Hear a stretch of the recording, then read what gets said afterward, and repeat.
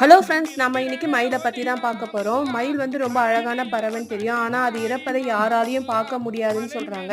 என்னன்னு பார்த்தீங்கன்னா, அதுக்கு 48 நாள் முன்னாடியே நேரம், காலம், நொடி எல்லாமே தெரிய ஆரம்பிச்சு அப்போ இருந்தே அது ஒரு வேளை மட்டும் தான் சாப்பிடுமா, கொஞ்சமாக தண்ணி குடிக்குமா. அது வந்து உயரமாக இருக்கிற ஏதாவது ஒரு முருகர் கோவிலில் யார் கண்ணிலையும் படாமல் பின்னாடி பக்கமாக போயிட்டு வாழ ஆரம்பிச்சிடுமா. ஒரு வாரம் முன்னாடி சாப்பிட்றதையும் நிறுத்திடுமா. ஒரு நாள் முன்னாடி மாட்டோட கோமியத்தை 7 சொட்டு சாப்பிட்டுட்டு அதோட கண்ணீர் வந்து 6 சொட்டு வந்து அங்க இருக்கிற பாறைகள் நடுப்புற விட்ட உடனே பாறைகள் 2ஆ பிளந்து அதுக்குள்ள மயில் போயிட்டு தோகையை விரிச்ச உடனே மயில் துயில் என்னும் விரதம் அங்க முடிஞ்சிடும் அப்படின்ற மாதிரி மயிலாடுதுறை மயில்சாமி சித்தர் மயில் அகவல் என்ற நூல்ல இதெல்லாம் சொல்லியிருக்காரு. இந்த வீடியோஸ் இந்த போட்டோஸ்லாம் எங்க எடுத்ததுன்னு பார்த்தீங்கன்னா, நம்ம வேலூர்ல ஒரு சின்ன சில்ட்ரன்ஸ் பார்க்ல மயில் நிறைய வச்சிருந்தாங்க. அங்க நாங்க இந்த சம்மர் லீவுக்கு போயிருந்தோம்.